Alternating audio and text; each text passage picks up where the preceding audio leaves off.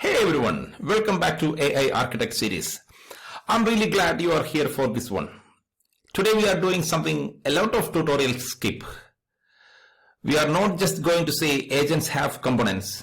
We are actually going to open one up. By the end of this video, you will be able to look at any AI agent in any framework, in any company, and say exactly what is happening inside it. This is a powerful skill.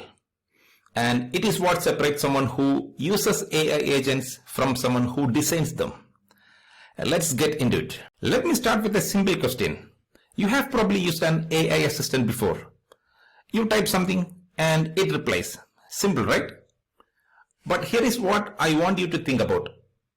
What actually happens when the AI assistant doesn't just reply, but actually does something for you? Like, imagine you say, book hotel in London for next Friday. And instead of giving you a list of hotels to go browse yourself, the AI just books it, checks availability, pick one based on your preferences, enters your details, and sends you a confirmation. This is a completely different thing. This is not a chatbot. This is an agent.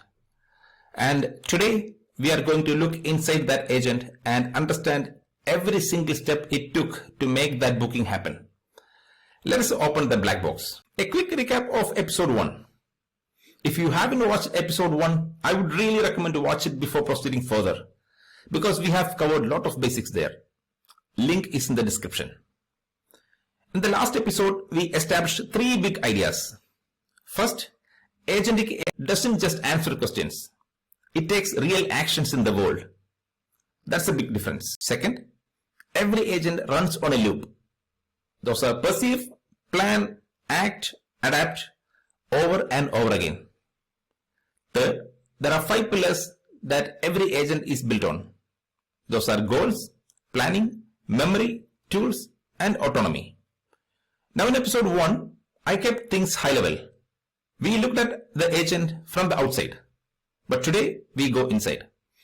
And I'm going to show you 2 components that almost no tutorials talks about. The LLM Brain and the Orchestration Loop. These 2 are what makes an agent actually run. And once you understand them, everything else will click. Alright, let's go. Okay, here is the big picture.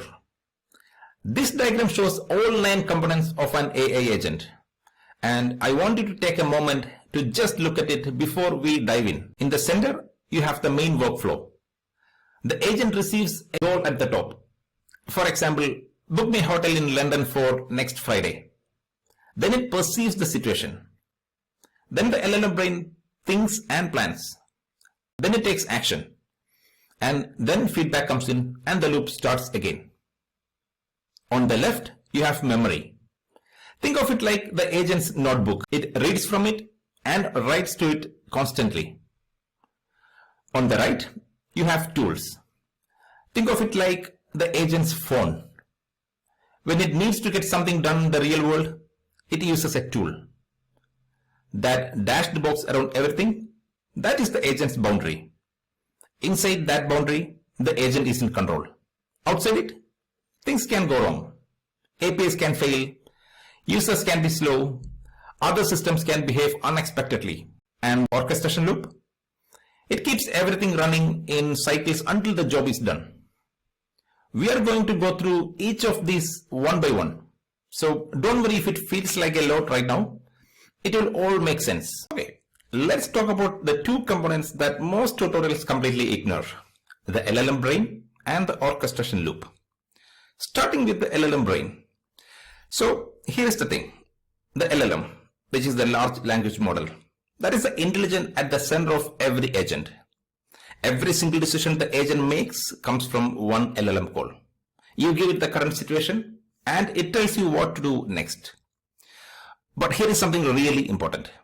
The LLM itself has no memory at all.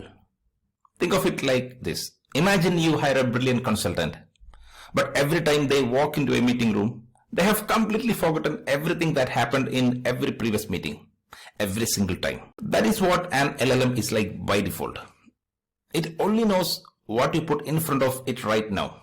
It forgot everything else next time. So memory and orchestration, Those are what give it the feeling of continuity. Now the orchestration loop. This is the engine that keeps everything running. It follows a simple cycle. Receive a goal, perceive the environment, plan, act, observe the result, and decide whether to go again or stop. It also has a step limit. So the agent doesn't just run forever. Usually it is set to something like 20 or 50 steps. After that, it stops and reports back. Without the orchestration loop, you don't have an agent. You just have one LLM call. That is a chatbot, not an agent. This is one of my favorite concepts, the agent boundary. Think of it like the walls of your house. Inside your house, you control everything. The temperature, the lights, what is on TV. You are in charge completely. Outside your house, you cannot control the weather. You cannot control your neighbor's dog. You can knock on their dog and ask for something, but you cannot force a result. AI agent works exactly the same way. Inside the boundary, the agent has full control. The LLM brain, the orchestration loop, short-term memory, the planning logic, and all of this is inside the agent's boundary. The agent owns it completely. Outside the boundary, agent can reach out, but it cannot control what comes back. External APIs can fail, databases can be slow, users might not respond, but agent do not have control outside agent's boundary. This matters a lot for system design. Anything that crosses that boundary needs to be logged, because that is where things might go wrong. That crosses boundary needs to be secure, because that's where attackers look first. And anything that crosses that boundary needs a backup plan, because external systems are not reliable. Keep this in your head. We will come back to it many times throughout this series. Component 1, the goal. This one might sound simple, but there is actually a lot to it. The goal is the thing the agent is trying to achieve. It is the starting point of everything. Now goals comes in different types. An explicit goal is something you hand to the agent directly. Like saying to a new employee on their first day, your job is to handle all customer support emails. Very clear and very specific. An implicit goal is something the agent figures out from the context. Like deploying a monitoring agent. You don't say, alert me when the server crashes. But the agent understands that is what monitoring means. And then you have hierarchical goals, which is big goals that breaks down into smaller steps automatically. Here is the practical lesson. The clearer your goal, the better your agent performs every time. If you say, help me with my business, that is almost useless. That is too vague. Agent doesn't know where to start or when it is done. But if you say, find 3 new leads in the healthcare industry, check their LinkedIn pages, and draft a short personalized email for each one. Now the agent has something to work with. Think of a goal like a recipe. A good recipe tells you exactly what to make, what ingredients to use, and how you know when it is ready. That is what a good goal does for an agent. Component 2, perception. This is how the agent reads the world. Before the agent can plan anything, before it can act on anything, it needs to take information. It needs to understand what is going on. Think of it like a doctor doing a checkup. Before they prescribe anything, they take your temperature, check your blood pressure, ask about your symptoms, look at your history. They gather all the information first, then they decide. An agent does the same thing. It reads your message, it looks at relevant documents, it checks the current state of whatever system it is working with, it recalls what happened before. It pulls any context that might be useful. And here is the key thing. Perception is not just about receiving data. It's about extracting what actually matters. For example, if you hand an agent a 50-page report and ask, what is the revenue figure for Q3? It doesn't read every word. It finds the relevant section. That is perception working properly. For our travel planner example, perception is this. The agent reads your goal. Book Amsterdam, 3 nights, 800 euros, direct flights. It extracts the key details like city, dates, budget, constraint, etc. Then it checks your calendar for conflicts. Then it recalls from memory that you always prefer a hotel in the city center. All of that happens before a single step of plan is made. Component 3, planning. This is the thinking part, and it is really fascinating. Planning is how the agent takes a big goal and figures out all the steps to get there. Here is a good way to think about it. You are going on a road trip.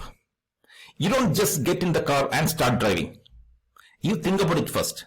Which route is fastest? Do you need to stop for fuel? Is there roadwork somewhere? Should you leave early to avoid traffic? That thinking, that is planning.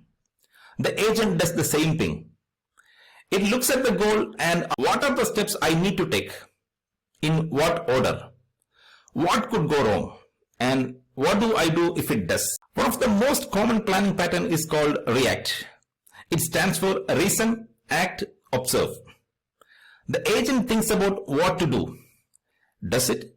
Look at what happened, then thinks again. Over and over until the job is done. For our travel planner, the plan looks like this. First, search for direct flights. Then filter by the €800 budget. Then search for hotels. Then check if the total is within budget. Then confirm the booking. Simple steps in clear order. But here is what makes a good planner great. If the first flight search comes back empty, it doesn't crash. It replans. Maybe it tries an airport. Maybe it adjusts the date by a day, for example. That flexibility, that is what separates a smart agent from a rigid script. Component 4 is memory. And this one surprises a lot of people when they first hear it. By default, every time you make a call to an LLM, it remembers absolutely nothing from before. Zero. It cannot remember anything at all. First, every single time. So, if your agent is doing a 10-step task, after step 1, the LLM has no idea that step 1 ever happened, unless you tell it. That is where memory comes in. Think of it like this. Short-term memory is like a sticky note on your desk. It is quick, easy to access, and right in front of you. But it is small. We cannot store a lot of information on a sticky note. And when you leave for the day, it is gone. On the other side, long-term memory is like a filing cabinet. You can store a lot more in there than in a sticky note. You can come back to it days later and you can search for exactly what you need. Agents uses both. Short-term memory, which we call the context window. That holds everything that is happening right now. The current goal, the steps taken so far, the result from last tool code, etc. This is fast and immediate, but it has a size limit. We cannot keep a lot of information there. Long-term memory is stored in a database, usually a vector database, which lets the agent to search for related information very quickly. That is where it stores things like past preferences, previous conversations, or results from earlier runs, etc. For our travel planner, short-term memory holds the current booking plan, but long-term memory is where it knows that you always prefer window seats and you booked the same hotel chain last time and you loved it. Those kind of information will keep in long-term memory. Component 5 is tools. This one is really satisfying to explain because it is the thing that makes agents actually useful. So imagine you have a brilliant friend who knows everything. They can answer any questions perfectly, but they live in a sealed room with no phone, no computer, no internet connection. They can think beautifully, but they cannot actually do anything. That is an LLM with tools. Tools are how the agent reaches out and interacts with the world. They are what turn thinking into doing things. And they come in 3 types. Read-only tools. Read-only tools just gather information. For example, web search, API calls, reading a database, etc. They're safe to use freely because they don't change anything. The next type of tool is write tools. Write tools change something. For example, send an email, adding an event to a calendar, saving something to a database, etc. These need a bit more care because it changes something. And the third one is destructive tools. Destructive tools are irreversible. For example, making a payment, deleting a file, cancelling an order, etc. These are the ones where you want a human to check before the agent proceeds because it distracts something, so it needs special care. The way it works is pretty simple. The planning layer says, for example, I need to find the flight prices. So it calls a tool, something like search flights with a destination and dates as input. The tool runs and returns a result. The agent reads that result and continues. For our travel planner, the tools are things like the flight search API, the hotel search API, the booking service, and the email service. Without those tools, the agent can only give you a list of steps, but with tools, it actually goes and does them. Component 6 is action. Think like this. If planning is thinking, action is actually doing that thing. This is the moment when the agent stops deciding and actually makes something happen. Think of it like sending a text message. You think about what to say, then you type it and you hit send. That is the action. The text message leaves your phone and something changes in the world. But you cannot unsend it. Agent actions are the same. Once they happen, they have real effects. And there are a few different types. The most common is an API call. The agent calls a service like a flight booking system or a weather API and something happens or some data comes back. Then there is code execution. The agent can actually run code like write a script, crunch some numbers, transform some data, etc. There are also communication actions like sending an email, posting a Slack message, update a ticket in Jira, etc. And in multi-agent systems, action can be delegation. That is handing a task off to a different specialist agent to do a specialized work. Here is the most important thing I want you to remember about actions. Every action should be logged. Every action should be traceable. You need to know what the agent did, when it did, and what the result was. Especially in the destructive ones, the ones that cannot be undone. For our travel planner, the action sequence is call the flight API, then call the hotel API, check the total, confirm the booking, and send the actions, one completed trip. Component 7 is feedback. This is the component that turns a script into an agent. Here is the difference. A simple script runs from start to finish. For example, step 1, step 2, step 3, and done. If step 2 fails, the whole thing breaks. Agent with feedback, it notices something goes wrong and adjusts it accordingly. Think about using GPS navigation in your car. You set a destination and the GPS gives you a route. But then there is a traffic jam on the motorway. Does the GPS just say, sorry, the journey failed? No, right? But it recalculates. It finds a different route and it adapts. That is feedback in action. An agent has 3 levels of feedback. The first one is immediate feedback. Immediate feedback is the fastest. Right after every single action, something goes wrong. For example, a tool fails, an API times out, or the result is empty. The agent detects it immediately and decides, like, do I retry? Do I use a different tool or do I replan? That's the immediate feedback. The next one is step level feedback. Step level feedback happens between actions. Each step, the agent asks itself, am I closer to the goal? Is this plan still making sense? The third one is session level feedback. Session level feedback happens at the very end. Once the whole task is done or fails, the agent logs what happened. Future runs, the agent can learn from it. For travel planner, feedback look like this. The total comes out at 823 euros. That is just over budget. But the agent doesn't stop. It finds a slightly cheaper hotel and checks the price again. Then it found 782 euros, which is within the budget, and it proceeds. That is the agent problem solving in real time. Alright, let us zoom out and look at the whole thing together. All 9 components in one complete picture. At the very top, user input comes in and becomes the goal. The agent now knows what it is trying to achieve. The goal flows into perception.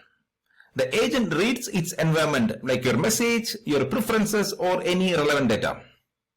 Then perception feeds the LLM brain and planner.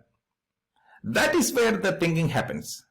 The agent reasons about the situation and creates a plan. The plan leads to action. The agent called tools does things, makes things happen. Then action produces results. And that result flows into feedback. And feedback checks, did it work? Was the goal achieved? Or should we loop again? Then on the left side, memory. The agent reads from it before planning and to it after each action. It is always there in the background. Then on the right side, tools. Every time agent takes an action in the real world, it goes through a tool. The dashed box around everything, that is the agent's boundary. Inside it, agent has full control. And outside it, agent do not have control. Then the orchestration loop. It keeps the whole system cycling until the job is done or the step limit is hit. This is the architecture. 9 components. 2 side systems, 1 feedback loop, and 1 boundary. Every agent you ever build or use maps back to exactly this diagram. Okay, let us walk through a real example using all 9 components at once. Our travel planner agent. The goal is book a 3-night trip to Amsterdam. Budget is 800 euros and direct flights only. Watch step by step what happens. First, the orchestration loop kicks in. It receives the goal and starts the first cycle. Then perception reads the goal.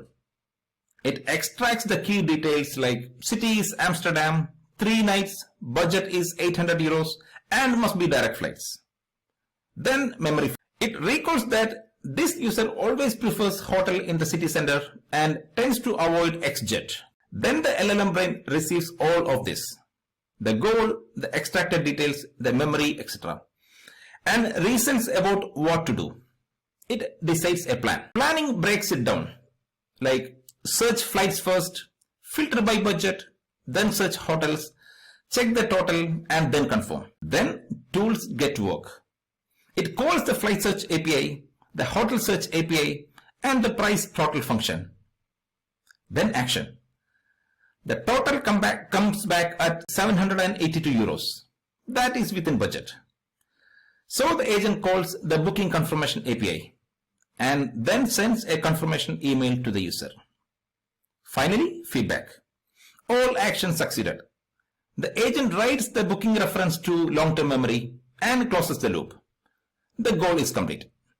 That is all 9 components working together. One clean autonomous workflow and no human involvement needed after the initial goal was set. Before writing a single line of code for any agent, answer these 9 questions. Print the slide out and put it in your desk. Question 1. What is the goal? What exactly is the agent trying to achieve? And how will it know when it is done? Question 2. What does it perceive? What information does it need? And where does that information come from? Question 3. LLM brain. Which model are you using? What goes into its context window and what is the system prompt? Question 4. Orchestration. How many steps is allowed to take? And what happens if it hits that limit? Question 5 is planning. How complex is the task? Does it need to break things into steps or can one code handle it? Question 6. Memory. What does this agent need to remember? For this session or across multiple sessions over time? Question 7. Tools. What external system does it need to touch? Which of those are read-only? Which one could damage if something goes wrong? Question 8. Action. Which of those actions are reversible? Which one absolutely needs human to approve before the agent proceeds? Question 9. Feedback. How does the agent know when something failed? What triggers a replan? When does it gives up and ask for help? If you can answer all 9 clearly before writing any code, your agent will be dramatically better. I promise you that. Alright, let us wrap episode 2. 6 things I want you to carry with you. 1. AI agent has 9 components: goal, perception, LLM brain, orchestration loop, planning, memory, tools, action, and feedback. Any agent you encounter maps back to these 9. 2. The LLM brain is stateless. It forgets everything between calls. Orchestration and memory what give it continuity. 3. The orchestration loop is the engine. Without it, you don't have an agent. You have one LLM call. 4. The agent boundary tells you what the agent controls and what it only influences. Build your observability and security around that line. 5. Memory is in 2 layers. Short term for this run, long term for everything across all runs. Use both wisely. 6. Every framework, it could be LangGraph, Microsoft Agent Framework, implements all these 9 components, just with different names. The mental model transfers everywhere. You now have the foundation. Everything else in this series is built on top of what we covered today. Seriously, this is the episode to rewatch if anything felt unclear. That is episode 2. Thank you so much for sticking with it all the way through.